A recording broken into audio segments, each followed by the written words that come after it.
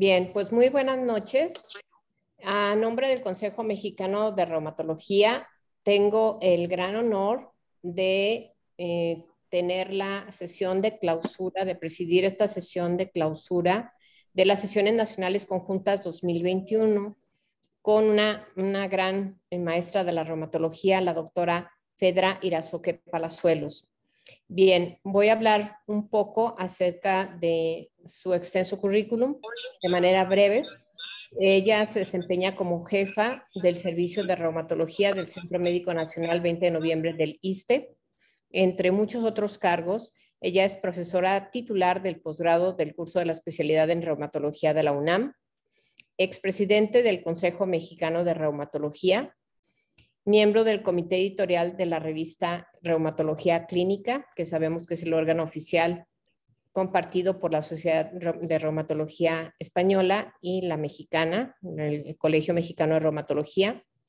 Cuenta con 56 publicaciones en revistas indexadas, 32 capítulos en libros relacionados con la especialidad, más de 350 trabajos enviados a Congreso. Es investigador principal de más de 70 estudios de investigación relacionados con medicamentos biológicos en reumatología SINTRE, y entre otras muchas distinciones y premios que ha recibido, editora del libro Enfermedades Reumáticas, Cáncer y Síndromes Paraneoplásicos de McGraw-Hill Interamericana. Bien, todos ustedes conocen la trayectoria de la doctora Fedra. Es de verdad un gran honor para el Consejo tenerla aquí como nuestra ponente de lujo en la clausura de sesiones nacionales conjuntas 2021. En este caso, ella seleccionó el tema artritis reumatoide de difícil control. Nos va a coordinar 2 casos clínicos y los ponentes son el doctor Alberto Enrique Iturbide Escamilla y el doctor Iván Giovanni Cisneros Ventura. Entonces, bueno, pues no me queda más que agradecer la presencia de la doctora Fedra y dejo de compartir pantalla para que ella haga uso de la voz. Adelante, doctora Fedra, por favor. Muchas gracias, muchas gracias. Para mí es un honor compartir el día de hoy con ustedes este tema. Gracias por la presentación, doctora Mónica Vázquez del Mercado. En verdad, gracias por la invitación. Y bueno, cuando nosotros decidimos la elección del tema, nosotros somos tal vez un centro como algunos otros que tienen la fortuna de tener o de contar con todos los biológicos y con 2 de las 3 pequeñas moléculas en el mercado. La población que recibimos en el Centro Médico Nacional 20 de noviembre del ISSSTE es una población que por sí misma es de difícil control. Nosotros no vemos artritis reumatoide recientes, vemos muy poquitas o de reciente inicio. Tampoco vemos pacientes con FARME. Yo creo que el 95%, con FARME convencional, el 95% de nuestra población de artritis reumatoide tiene terapia biológica.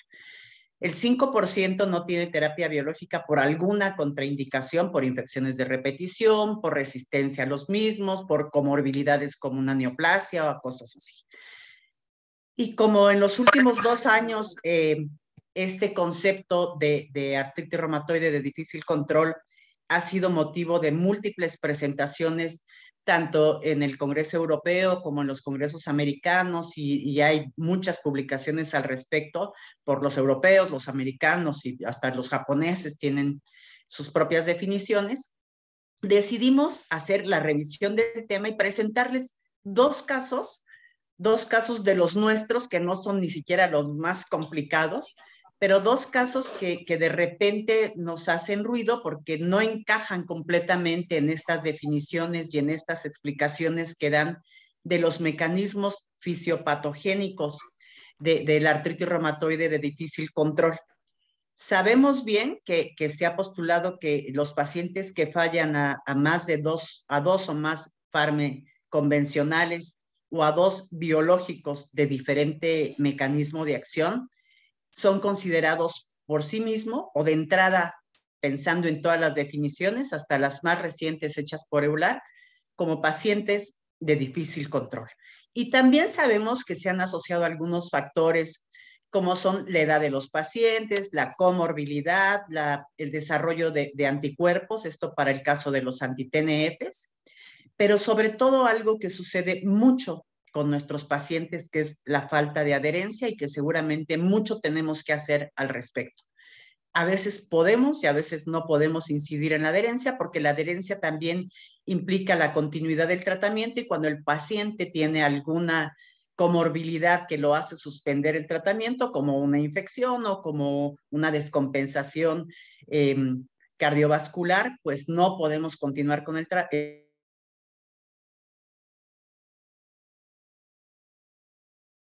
Esta refractariedad del tratamiento para los pacientes con artritis reumatoide. Es un tema nuevo que va a dejar mucho de qué hablar. En el hospital, una de las residentes está haciendo su tesis, analizando un gran número de pacientes, porque seguramente nuestro número es mucho más alto que lo publicado por las características del centro, pero lo que intentamos es buscar cuáles son los factores y los mecanismos que hacen que esto sea de tan difícil control, porque cuál será la solución, pues eso todavía nos queda mucho camino por andar.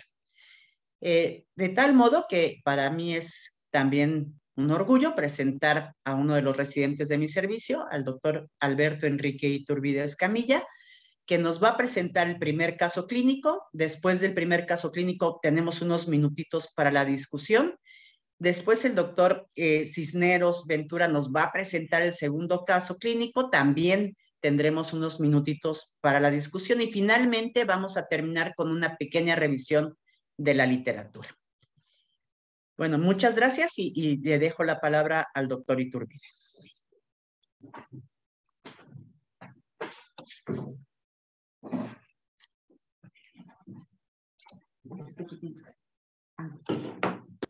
Muy buenas noches a todos los asistentes. Entonces, comenzaremos con la presentación del primer caso clínico. Comenzaré diciendo que es una paciente que inició el seguimiento en nuestro Centro Médico Nacional en el año 2015 y que se trataba de una mujer de 55 años, la cual es originaria y residente de la Ciudad de México. La paciente es casada, tiene una escolaridad primaria y se ocupa a las labores del hogar. La paciente refería tener el diagnóstico de artritis reumatoide desde el año de 1997, siendo tratada desde este momento únicamente por reumatólogos del medio privado, con múltiples fármacos convencionales. Al momento en el cual acudió a su valoración, ella se encontraba en tratamiento con metotrexato 15 miligramos por semana, sulfasalacina 2 gramos al día, hidroxicloroquina 200 miligramos al día y prednisona 5 miligramos al día. Al momento de su consulta inicial, la paciente refirió dolor articular generalizado con rigidez matutina mayor a 3 horas y bastante limitación funcional. Ella calificó la enfermedad con una valoración global de 80 milímetros y en la exploración física fue evidente que presentaba inflamación. La paciente en ese momento se encontraba con 10 articulaciones dolorosas y 6 articulaciones inflamadas. Además, tenía evidencia de cambios crónicos debidos a la enfermedad, como la subluxación de las articulaciones metacarpofalángicas. Se realizaron como parte de su abordaje inicial algunos estudios de laboratorio en los cuales es evidente que la paciente tenía elevación de los reactantes de fase aguda y también tenía factor reumatoide y anticuerpos anti-CSP en valores muy altos. Entonces, efectivamente la paciente tenía el diagnóstico de artritis reumatoide y en ese momento se encontraba con actividad alta, con un DAS28 de 6.2.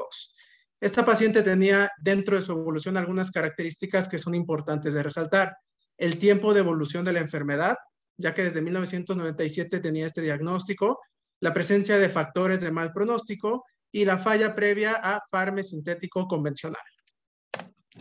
Entonces, en esta gráfica, en la parte superior, vamos a ver el comportamiento de la actividad de la enfermedad y en la parte inferior, el tratamiento que se fue dando a través del tiempo. Vamos a partir que en junio del 2015 la paciente se encontraba con actividad alta y por todos los antecedentes que he comentado, se decidió el inicio de terapia biológica con infliximab. Se mantuvo el tratamiento con metotrexato y se mantuvo también el tratamiento con prednisona, decidiéndose suspender la administración de sulfasalacina e hidroxicloroquina.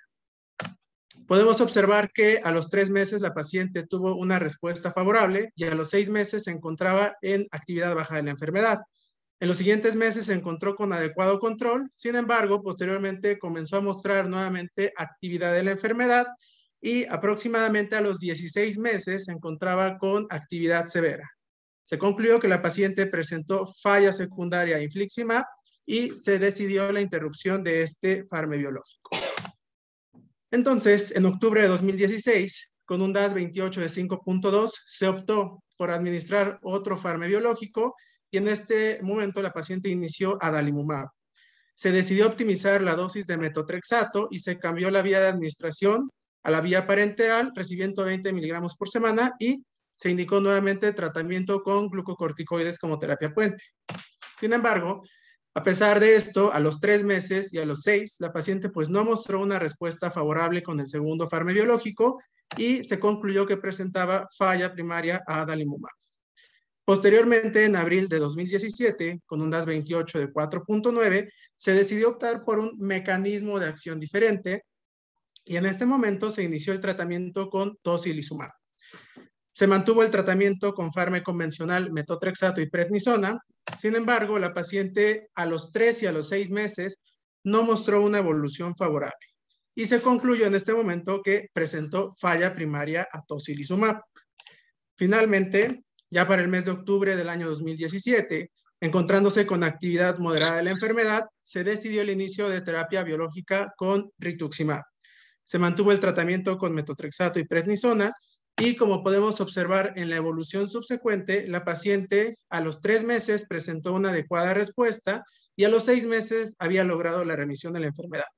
Se mantuvo con remisión a través de todo este tiempo y durante la evolución se pudo retirar el tratamiento con glucocorticoide, encontrándose actualmente únicamente con rituximab y metotrexato.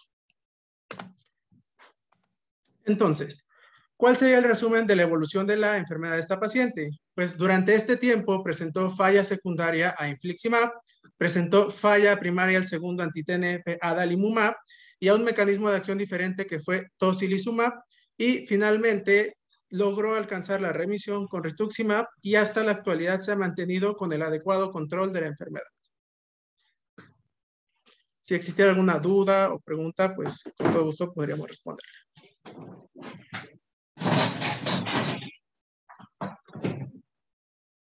Aquí en el chat.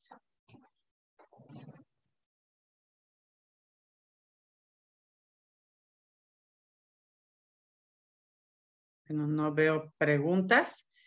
Entonces, vamos a continuar con el siguiente caso clínico a cargo del doctor Cisneros.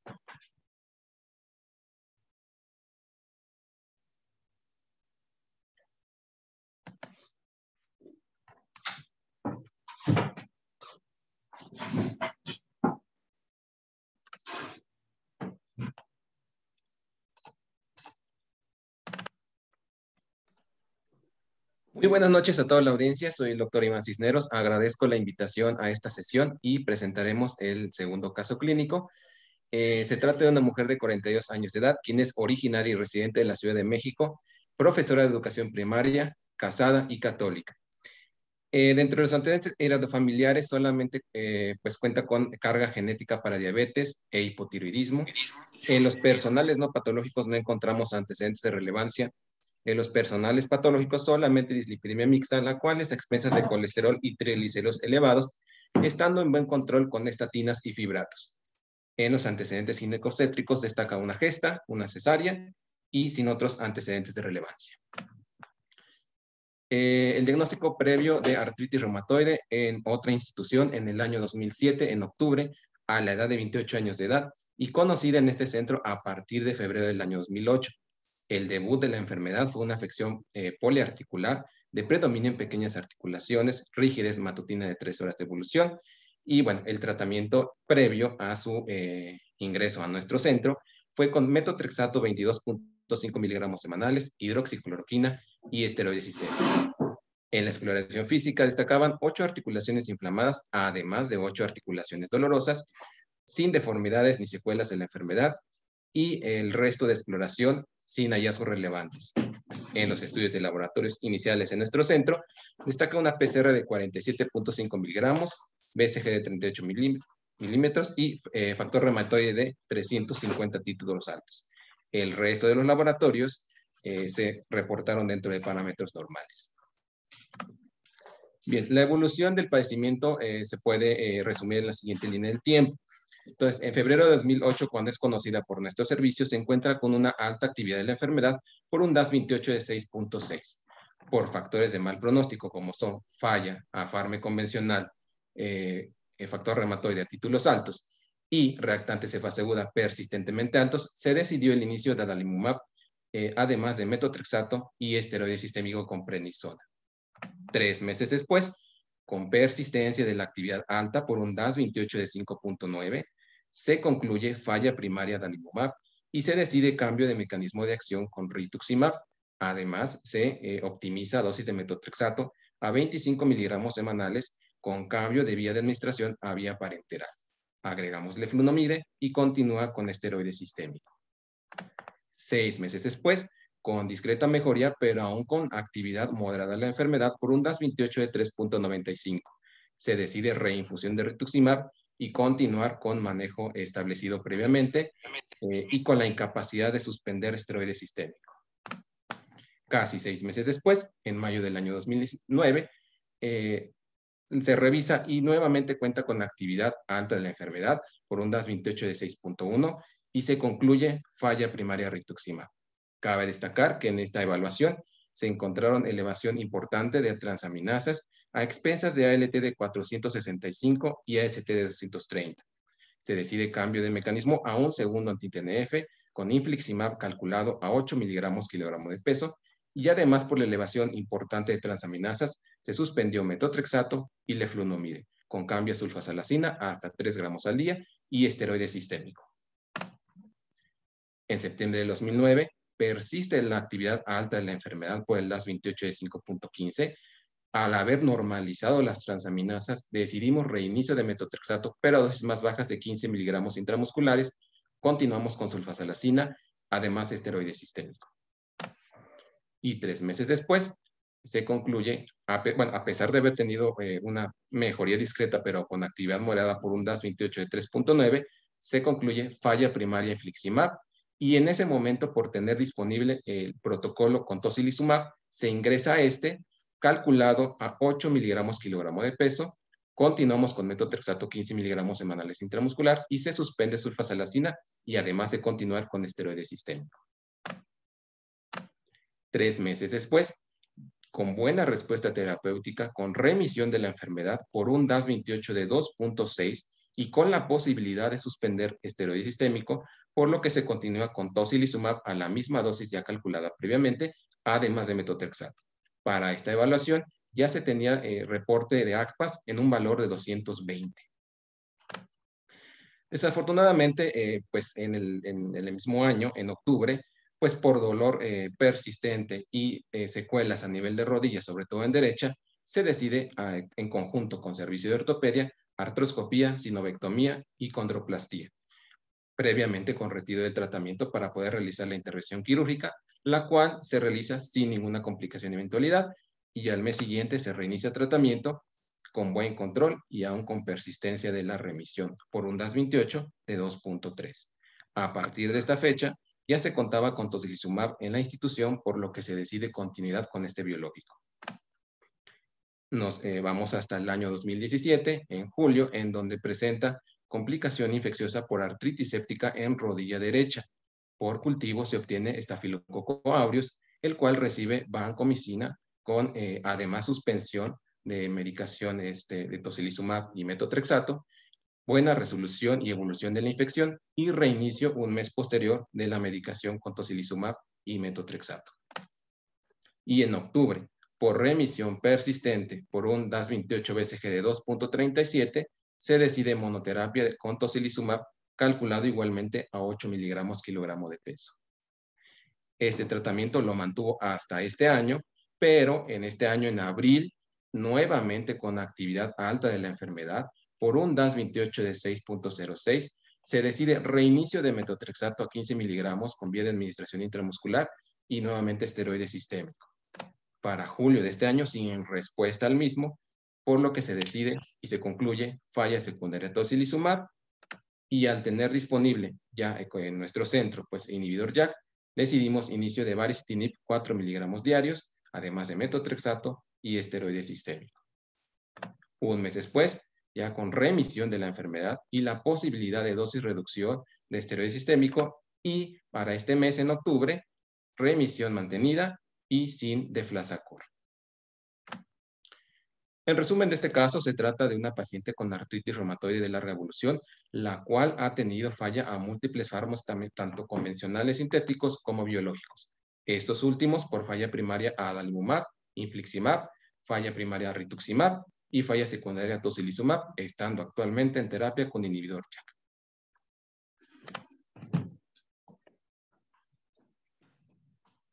Si tienen alguna pregunta o algún comentario de los casos clínicos, con mucho gusto es el momento.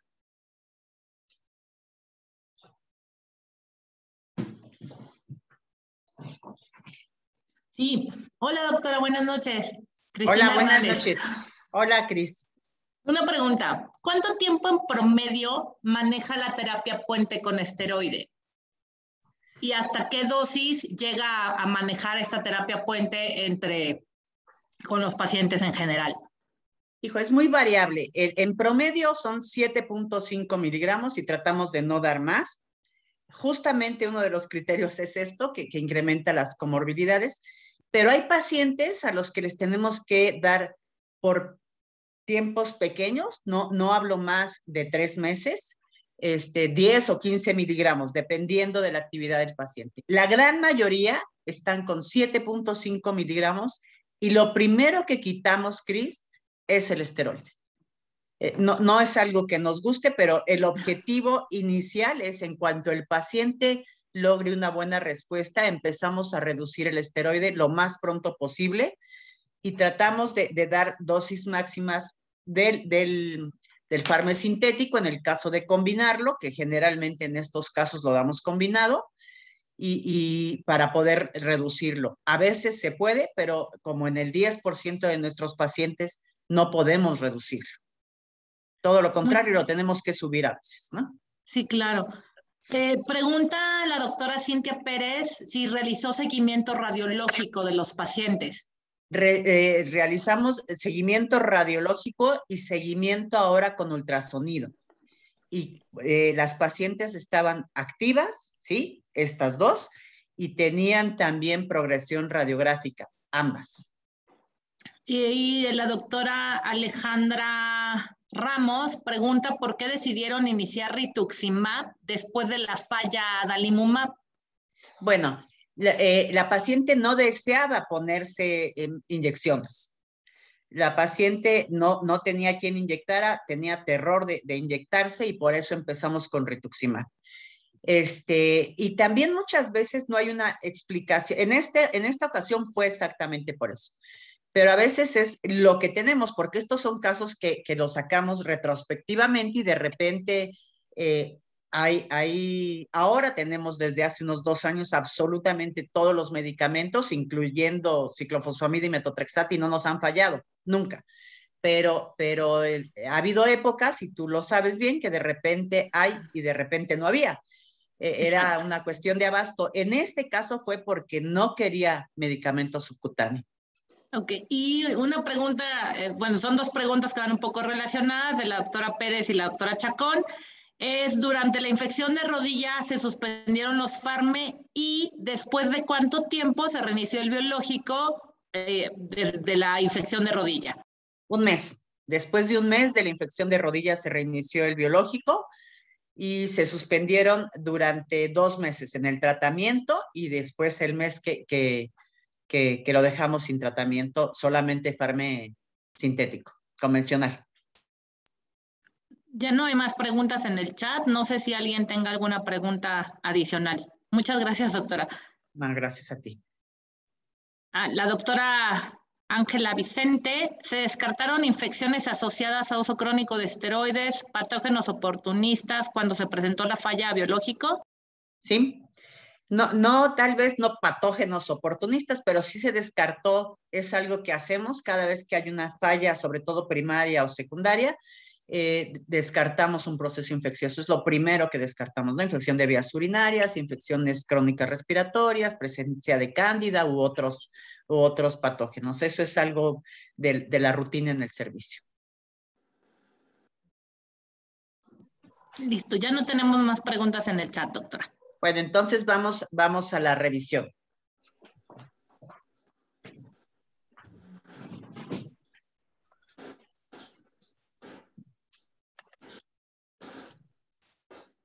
Bueno, comenzaremos la revisión bibliográfica de artritis reumatoide de difícil control, haciendo referencia a que los reumatólogos hemos visto en este tiempo cómo las diferentes recomendaciones han ido cambiando y actualmente contamos con 3 publicaciones por el Colegio Mexicano de Reumatología, la EULAR y el ACR para el tratamiento de la artritis reumatoide.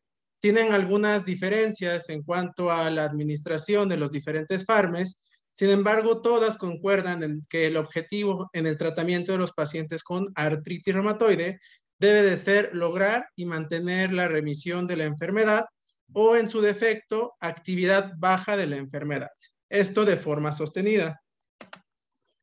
Sin embargo, es conocido que algunos pacientes, como los que hemos mostrado, a pesar de que apliquemos las recomendaciones y tengamos la disponibilidad de algunos tratamientos innovadores, pues no van a tener una respuesta favorable. Por esto, en el año 2021 se llegó al consenso de la definición de artritis reumatoide de difícil tratamiento, en la cual, de acuerdo a este grupo de expertos que se reunieron por parte de la EULAR, la definen en aquellos pacientes con artritis reumatoide y que cumplan los siguientes 3 criterios. El primero, deben de haber sido tratados de acuerdo a las recomendaciones vigentes de la EULAR, deben de tener el antecedente de falla a fármacos sintéticos convencionales, como se ilustró en los 2 casos, y deben de tener falla a 2 o más fármacos biológicos o inhibidores de JAK con mecanismos de acción diferentes.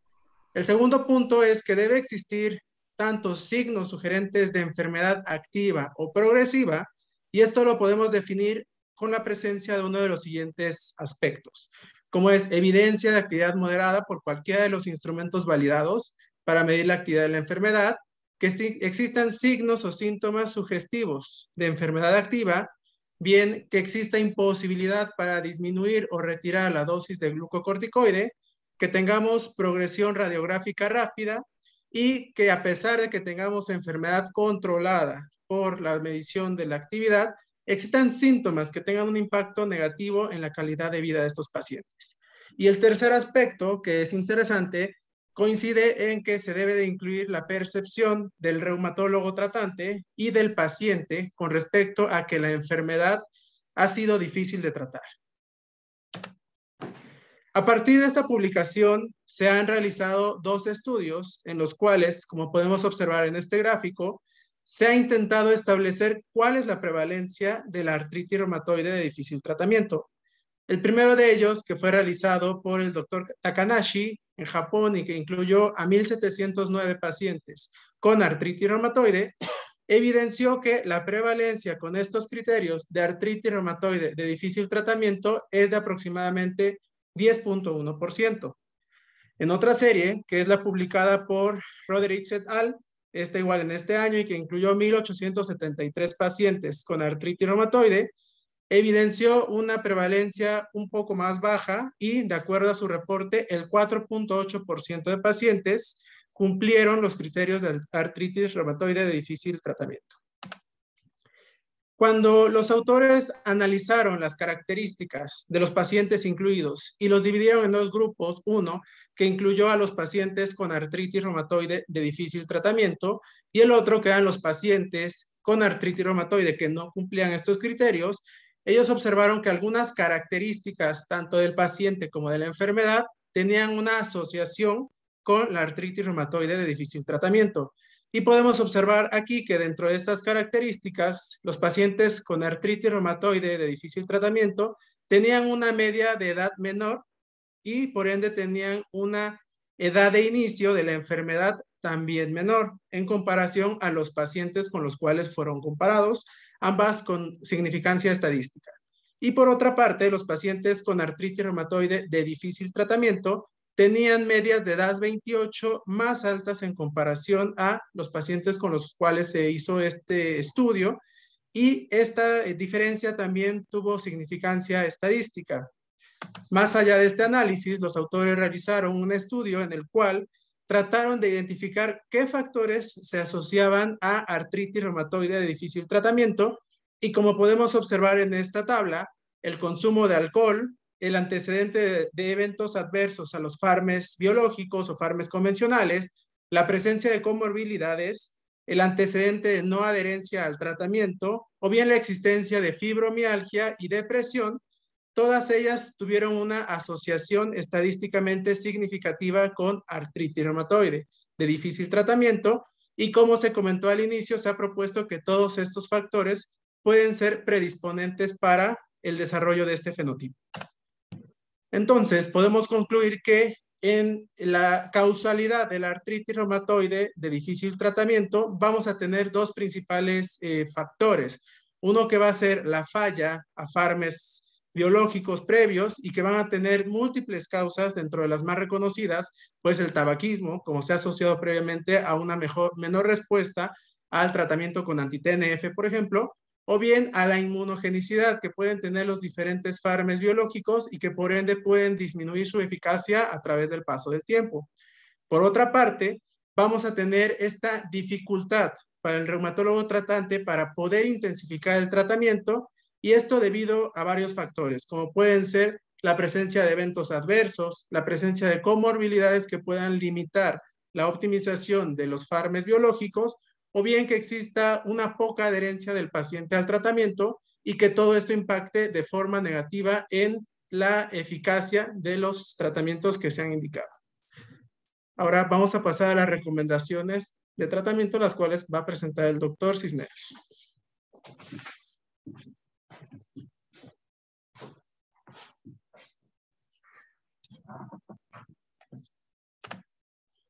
Bien, pues con toda esta evidencia que se acaba de mencionar, el grupo EULAR, pues en conjunto se han realizado recomendaciones precisamente para esos pacientes que sabemos que pues no llegan a la baja actividad o a la remisión a pesar de varios ciclos de tratamiento, tanto con fármacos convencionales como biológicos y no biológicos. Este algoritmo que presentamos pues se basa precisamente en estas guías recientemente publicadas, y el primer punto a considerar es si el paciente tiene signos y síntomas que sean persistentes a pesar del tratamiento adecuado de la artritis reumatoide. El siguiente punto, pues comentar que el paciente de verdad cumple una definición de artritis reumatoide de difícil control. Entonces, si es así, pues se debe evaluar adecuadamente el diagnóstico. Sabemos que en enfermedades muy tempranas o en aquellas enfermedades que son seronegativas, pues puede existir el riesgo de que exista un diagnóstico inadecuado. Si el diagnóstico no es así, considerar que pueden existir otras enfermedades que estén acompañando la artritis reumatoide, sea, por ejemplo, lupus eritematoso sistémico, artropatía por cristales, entre otras. También es muy importante mencionar, y como ya se mencionó previamente, que las comorbilidades se deben evaluar, ya que estas pueden imitar los signos y síntomas de la artritis reumatoide o incluso interferir con la evaluación al sobreestimar los diferentes índices compuestos. Ejemplos ya se mencionaron: fibromialgia, obesidad, neoplasias, infecciones crónicas, entre muchas otras. Si este no es el caso o se han descartado estas comorbilidades y el diagnóstico es el correcto, siempre se debe uno preguntar si los signos y síntomas realmente pues, presentan o son secundarios a una actividad. Y sabemos que a veces, en caso de dudas, pues se pueden apoyar de estudios de imagen correspondientes. Asimismo, es muy importante, como ya se mencionó, la adherencia al tratamiento. Las diferentes cortes mencionan que desde un 30% e incluso hasta un 80% puede haber una mala adherencia al tratamiento, y obviamente pues esto se tiene que abordar. Si hemos, o sea, descartado que no exista una adherencia adecuada al tratamiento, pues aquí ya lo indicado es tal vez intensificar o cambiar terapia con fármacos, como se mostraron en los casos clínicos anteriores. y sabiendo que pues, para este punto no existen unas recomendaciones formales actualmente y que pues está en estudio por diferentes grupos.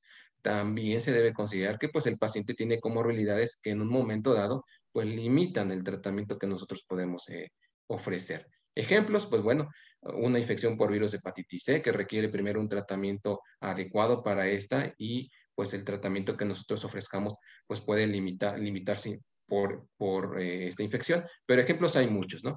Bueno, también es muy importante el tratamiento no farmacológico y este último punto también aplica para aquellos pacientes que no cumplen una definición de artritis de difícil tratamiento.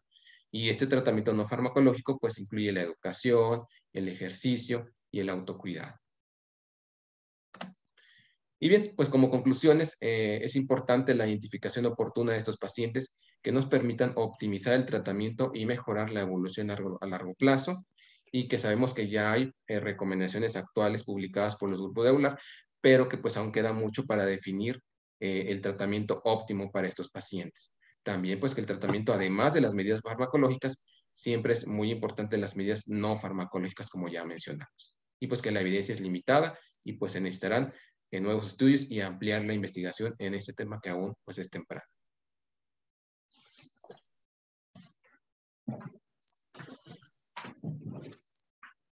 No sé si tienen alguna duda o algún comentario para cualquiera de los tres, con muchísimo gusto.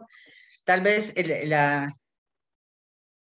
la principal cosa es que pues ni siquiera qué va a pasar con los pacientes que no tenemos posibilidad de darles biológico, de cambiar biológico, de un biológico a otro biológico, a una pequeña molécula, como es el gran porcentaje de la población en nuestro país, ¿no? Entonces, evidentemente, ese es el principal tema, ¿no? Los pacientes van a progresar hacia el deterioro constante. Entonces, lo que sí tenemos que hacer es tratar de quitar o de controlar comorbilidades, de dar recomendaciones dietéticas, de disminuir el consumo de tabaco, suspenderlo completamente, de tratar de hacerlos mucho más adherentes y investigar en la consulta cotidiana esta adherencia para el bienestar de todos, ¿no? En el chat, doctora, hay una pregunta del doctor Cantú y sí, ya él comenta que en el rubro de fallados biológicos o pequeñas moléculas pudiera no lograrse en muchos pacientes en nuestro contexto por cuestiones de acceso y economía. ¿Consideran ustedes oportuno la adaptación de esta definición, es decir, de la R de difícil tratamiento, a contextos con recursos limitados como nuestro país y como justo lo comentaba? Justo no, porque en nuestro país no pueden tener ni siquiera acceso a un biológico, pues no van a tener falla a 2 biológicos, y la definición es falla a 2 biológicos con mecanismo de acción diferente. Entonces, justo no. Lo más que podemos tener es estos pacientes que yo creo que el problema económico también es una característica del difícil control. Si nuestra población no tiene acceso a los medicamentos, si es un problema socioeconómico, es un problema económico, pues ese es un factor que tendremos que analizar en nuestro grupo para considerarlo como un factor a no respuesta, pero no a no respuesta, a no acceso. Entonces, ni siquiera sabremos si los pacientes pudieran responder con un mecanismo diferente.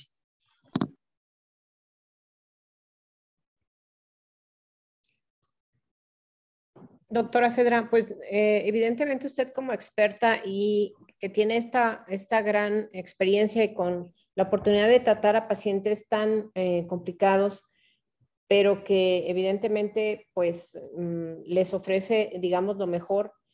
Usted, de acuerdo a los datos que están analizando, ¿qué porcentaje de pacientes representa en su consulta este tipo de artritis de difícil control?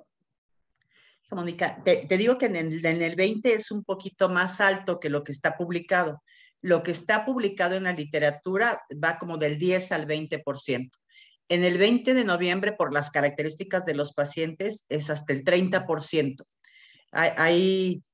Esos son como los preliminares del estudio que tenemos, pero como el 30% de los pacientes son de difícil control. Y tal vez la siguiente pregunta será, ¿y qué vamos a hacer con ellos? ¿no? ¿Qué vamos a hacer con los pacientes que siguen progresando y que no responden a nada?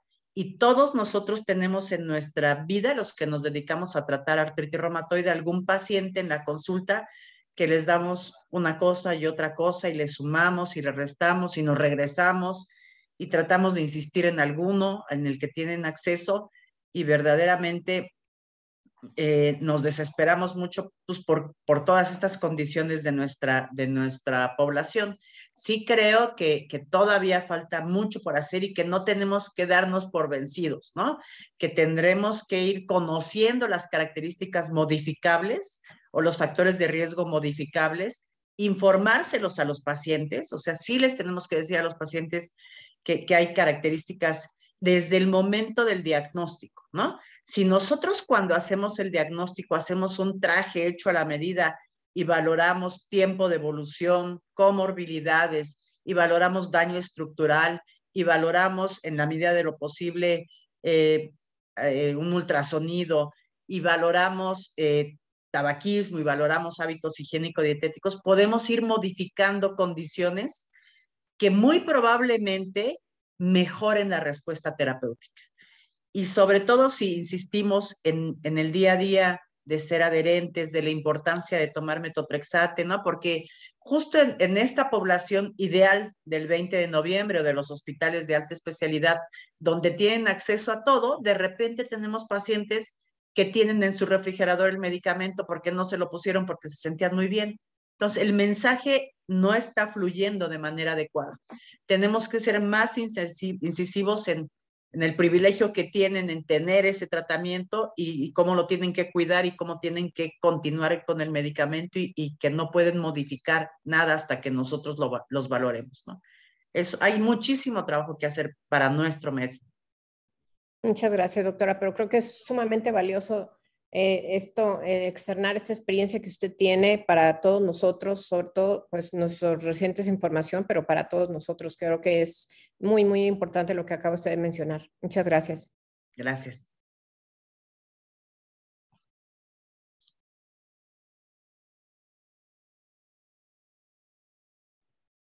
No sé si exista algún otro comentario, alguna pregunta. Los residentes.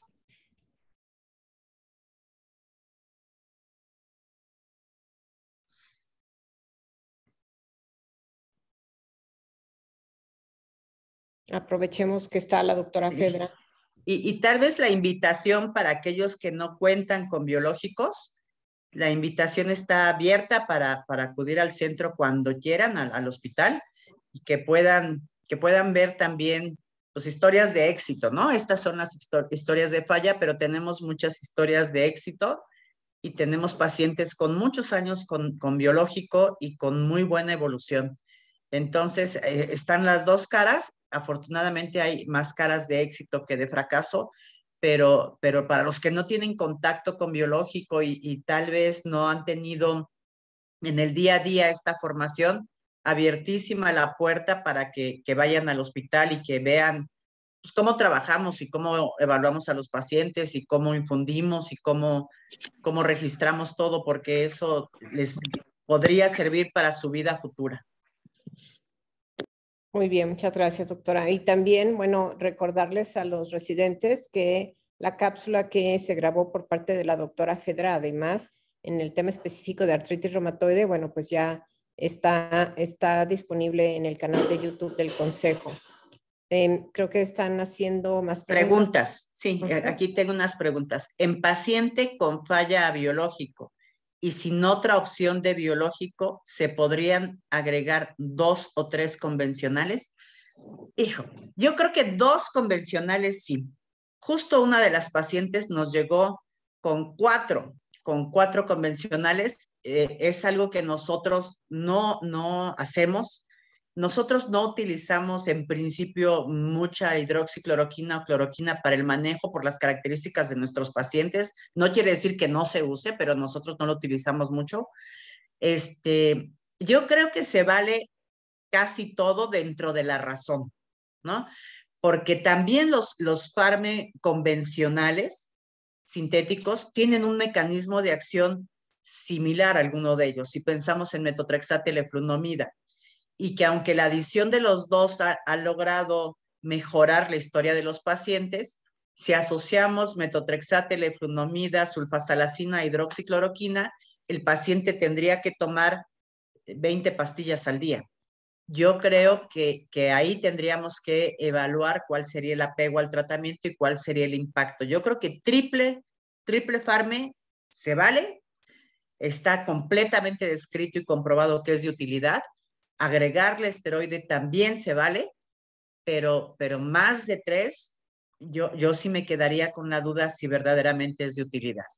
La siguiente pregunta es, ¿durante esta época de pandemia ha tenido algún incremento de los casos de difícil control? Durante la época de pandemia, no después, ahora que empezamos a recibir a los pacientes, porque resulta que a pesar de que nosotros nunca cerramos, el servicio de reumatología continuó trabajando continuamente durante toda la pandemia, tanto en el área COVID como en el área de reumatología.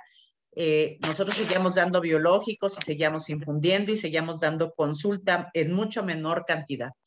Por supuesto que los pacientes que no acudieron a consulta no son de difícil control, pues abandonaron el tratamiento y ahora el rebrote de la enfermedad pues está todo lo que da y nos está costando un poquito más de trabajo, pero esta no sería una definición de difícil control, sería una definición de falta de tratamiento durante un año o más que ha llevado a la actividad de la enfermedad. Y luego dice, en base a su experiencia, ¿usted considera que la monoterapia favorece la adherencia? Por supuesto que sí, por supuesto que sí.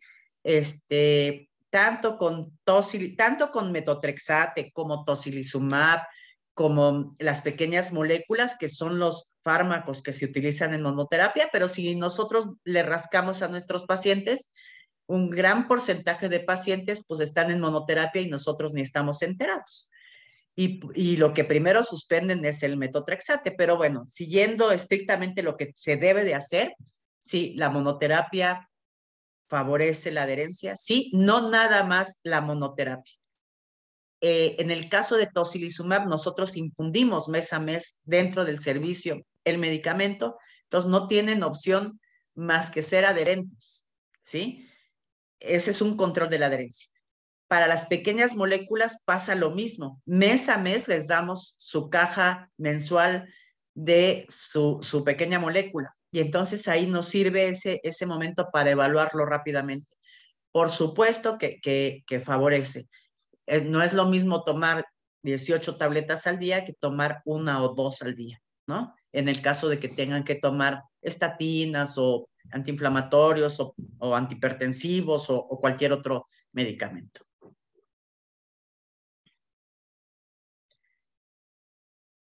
En los pacientes, gracias al doctor Roberto, en los pacientes que llegan espontáneamente con manejo inadecuado prolongado por esteroide y con pocas erosiones, ¿alguna experiencia entre empezar con farme directamente o biológico?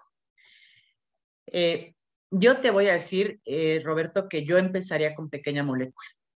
Yo creo que las pequeñas moléculas, cualquiera de las tres, están diseñadas para este tipo de pacientes, para pacientes agresivos con artritis reumatoide agresiva, donde han utilizado o no metotrexate y podemos empezar con ellos. Las guías estrictamente mencionan que hay que empezar con metotrexate y yo lo sostengo. Cuando no tuvimos metotrexate en la calle, ¿sí? Pues muchos de nosotros utilizamos las pequeñas moléculas para iniciar. Se vale, yo no entiendo por qué no. Creo que muchos pacientes también no quieren tomar metotrexate. Y si tú tienes acceso a estos medicamentos, se puede. Yo sí creo que un paciente con criterios, un paciente joven con artritis reumatoide de reciente evolución, con criterios de mal pronóstico, tenemos que darle la opción de otros tratamientos, ¿no? Tenemos que darle la opción de metotrexate, de pequeñas moléculas y, ¿por qué no?, de algún biológico. Yo no creo que haya un impedimento absoluto para hacerlo. No está en las recomendaciones, ¿no? Pero es lo que se hace en el día a día. Dice, se habló de la infección como causa de falla al tratamiento, en su experiencia, ¿qué considera que debemos buscar primero? ¿Alguna sugerencia para las pacientes con fibromialgia? La fibromialgia es un issue que nos deteriora mucho la evaluación de los pacientes con artritis reumatoide. Yo lo que les digo a mis residentes, y aquí están, y si no me pueden decir que soy mentirosa, es que todo es primariamente a la artritis reumatoide y después a la fibromialgia. ¿Por qué? Porque ahora que evaluamos estos cuestionarios que conocemos como PROS, que evaluamos la fatiga, el dolor, la depresión, la ansiedad, nosotros podemos darnos cuenta cuánto se modifica con el tratamiento que estamos dando. Si bien es cierto que tenemos historias de mucho éxito, no todo es fibromialgia. Y tendríamos que buscar criterios perfectamente bien establecidos de fibromialgia para pensar que una paciente con artritis reumatoide no responde por fibromialgia. Si la paciente reúne criterios suficientes, podríamos agregar al tratamiento para la fibromialgia. Pero la primera instancia, yo creo que es ver si estamos haciendo bien las cosas con el paciente con artritis reumatoide, hacer un ultrasonido. A veces los reactantes de fase aguda pues están normales por el mecanismo de acción del medicamento que estamos dando. Pero en gran medida, los pacientes que tienen depresión, que tienen fatiga y que tienen dolor, tendremos que buscar otros mecanismos fisiopatogénicos que están perfectamente bien descritos en artritis reumatoide y actuar en consecuencia y luego pensar que es fibromialgia. Doctora, si usted tuviera un paciente con artritis reumatoide con ACPA mayor de 2500, 3 años de evolución al momento del diagnóstico, ¿en su experiencia le daría la oportunidad a pequeñas moléculas o a anti-CD20? Gracias a ti, Carmen. Yo le daría... Mira, a mí me gusta muchísimo rituximab. Yo siempre he dicho que no me va a dar artritis reumatoide porque sería un karma muy negativo para mi vida, pero si en el remoto caso me diera artritis reumatoide, yo me pondría rituximab. Creo que con ACPA positivos responden todas las terapias. Responde el metotrexate, responde rituximab, los anti-TNFs, abatacept, ¿no? Porque abatacept es el que se ha o ha realizado más estudios de investigación con respecto, por ejemplo, a artritis reumatoide temprana y a esta remisión inmunológica de la que se habla mucho, de disminuir el número o el título de ACPA y de factor reumatoide. Entonces, por supuesto que con esa titulación de ACPA, yo le daría o pequeña molécula o biológico o le daría rituximab, sin duda, sin duda. Dice, la definición de AR refractaria pudiera llegar a incluir pacientes con dolor crónico. ¿Consideraría usted a estos pacientes dentro de la definición de AR refractaria o como un grupo separado? Pues como un grupo separado, porque precisamente los autores de todos los artículos que revisamos mencionan que este grupo se tiene que separar, pero que hay que evaluar perfectamente bien si el dolor crónico es por artritis reumatoide o es por otra causa. Entonces hay que buscar otros parámetros de evaluación que no sean reactantes de fase aguda, como el ultrasonido, para que verdaderamente estemos seguros que el dolor es un dolor crónico por otra causa. ¿Sí?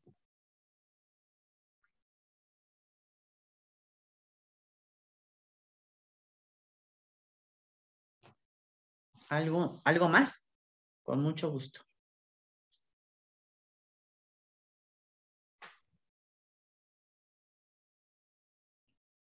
¿Algún comentario más de la audiencia?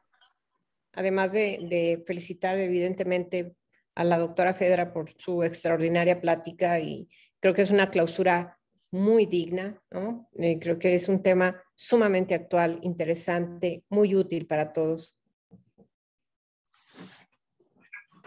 Y a mis residentes, que son los que hicieron todo el trabajo rudo, ¿no? Como siempre.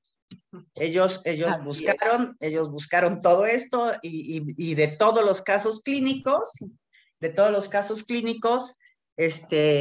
elegimos 2 casos clínicos que no tuvieran ni tantas comorbilidades, ni tantas cosas, para que vean que tal vez cuando hagamos todos nuestros análisis, pues haya un grupo muy grande de pacientes que no necesariamente tienen una artritis de difícil control por todo eso, ¿no? Sino que sean mecanismos fisiopatogénicos diferentes. Esa es mi apuesta, que tal vez los mecanismos fisiopatogénicos en estos pacientes no incluyan tanto TNFs, ni coestimulaciones, ni cosas así. Entonces, vamos a ver, porque en verdad hay pacientes que sí nos impresionan cuántos biológicos van de ida y vuelta, y les movemos y les hacemos y no mejoran. Entonces, ya veremos, ¿no? Cuando yo era chiquita hacíamos hasta radiación linfoide total y dábamos ciclofosfamida y hacíamos cosas muy raras, pero eso no disminuía la frecuencia de estos pacientes, ¿no? Muy bien.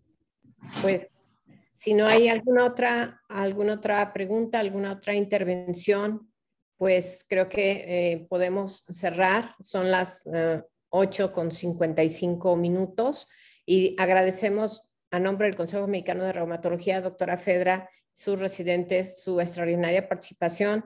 Y bueno, pues como siempre es un gusto tenerla, es un gusto escucharla, saber de su experiencia que siempre nos nutre. Muchísimas gracias y esta es la sesión de clausura para las sesiones nacionales conjuntas 2021. Agradecemos mucho la presencia, obviamente, de nuestra ponente, de sus residentes y de todos ustedes. Muy buenas noches. Muchas gracias a ti, felicidades por esta labor. Muchas gracias, doctora. Gracias a todos el consejo. Muchas gracias. Saludos. Buenas noches. Buenas noches. Gracias, buenas noches. Las felicitaciones, chavos.